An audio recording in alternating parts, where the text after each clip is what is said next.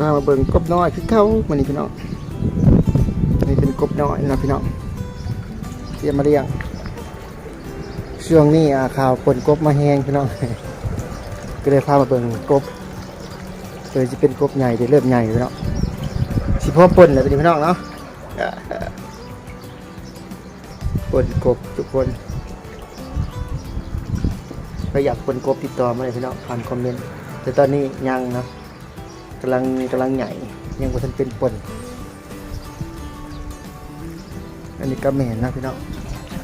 เลี้ยงกบชะอ่างไว้พี่น้องปนกบปนเขียดในวันนี้เองทุกคนกบกำลังใหญ่ตัวนี้พี่น้อง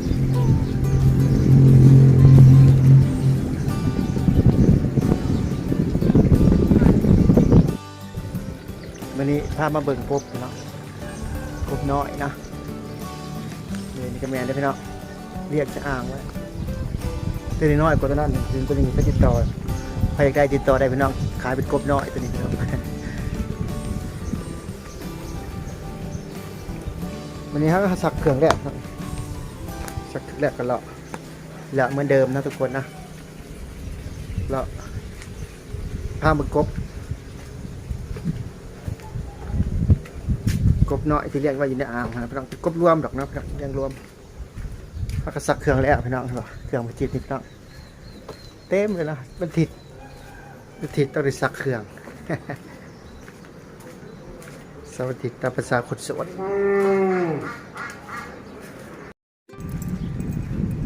มื้อนี้บ่จิตจะพาพี่น้องไปเชี่ยวชมบรรยากาศอยู่ที่เมืองเซโนหรือว่าถิ่นเซโนของบ่จิตเองนะพี่น้องเนาะจะหน่อยไปเบิ่งนำกันว่าบรรยากาศในวันอาทิตย์จะเป็นยังไงพี่น้องไปติดตามชมกันเลยบังเอิญมาเจอน้องห้องเลยพี่น้องห้องมาใส่นี่ว่าน้องห้องดังว่าน้องห้องดังมาใส่นี่พี่น้องห้องเพลงให้ฟังนี่ห้องพังนี่ห้องเพลงให้ฟังนี่เพลงยังพังห้องพึงห้องให้ฟังบายมาเจอน้องห้องพี่น้องใหญ่ไปสั่งไปยังพักไปยังกินกับหลังที่โอ้น้องหนุ่มเลยกินลำชีกันเลยอย่าไปโดนมืออื่นจะเล่นมืออื่นผมไปหรอกมาเจอพี่น้องเป็นแตวเนาะเป็นแตวบัวละพาพี่น้องมื้อนี้บ่จิตจะพาพี่น้องไปติดตามชมภาพบรรยากาศอยู่ที่เมืองเซโนในวันอาทิตย์ภาพบรรยากาศถนนหนทางในวันอาทิตย์นะพี่น้องไปเบิ่งกันว่าบรรยากาศจะเป็นยังไงเนาะไปติดตามชมกันพี่น้อง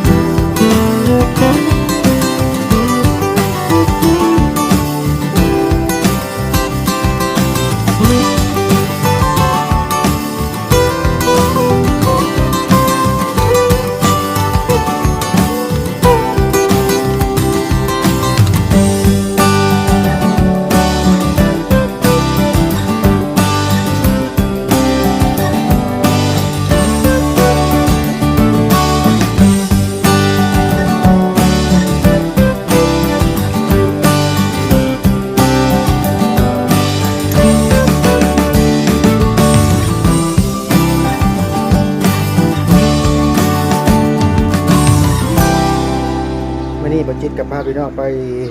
ชมนะพี่น้องชมถิ่นเซโนนะพี่น้องเนาะชมสื่อช่องของบ่จิตเลยพี่น้องถิ่นเซโนพี่น้องเนาะสายลมถิ่นเซโนพาไปชมถิ่นเซโนในวันนี้เองนั่นเองพี่น้องเป็นภาพบรรยากาศในมื้อวันอาทิตย์พี่น้องมื้อชื่อว่าถือว่ารถก็หลายเติบพี่น้องเนาะมื้อนี้นะเป็นวันอาทิตย์แต่ว่ามันมีช่วงนี้ก็ด่านเปิดง่ายๆพี่น้องจะมีทั้งรถขนส่งจากต่างประเทศคือมีไทยมีเวียดนามเนาะแล่นผ่านเส้นทางเล็กไม้เล็กเก้าเส้นทางบ้านของบ่จิตพี่น้องเนาะที่ว่าเป็นเส้นทางผ่าน3ประเทศก็คือไทยลาวเวียดนามเชื่อมต่อกันประมาณนี้พี่น้องเชื่อมต่อคือไทยนี่ก็เชื่อมต่อผ่านครัวมิตรภาพแขวงสอนเขตพี่น้องประมาณนั้นแล้วเวียดนามก็ชายแดนลาวบาวนะพี่น้องประมาณนี้พี่น้องขอบคุณขอบใจพี่น้องทุกคนที่เข้ามาติดตามชมคลิปนี้ของบ่จิตตั้งแต่จบพี่น้องเนาะมื้อนี้คลิปพาชมถิ่นเซโนพี่น้อง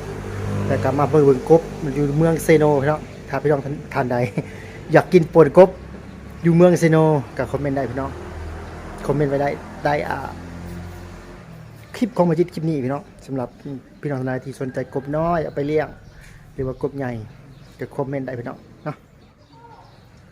ส นใจก็มีแนวนั้นเนาะพี่น้องเนาะสำหรับที่นี่สิจบลงเพียงเท่านี้พี่น้องขอบคุณขอบใจทุกๆการตามชมพี่น้องพบกันใหม่คลิปหน้าบ๊ายบาย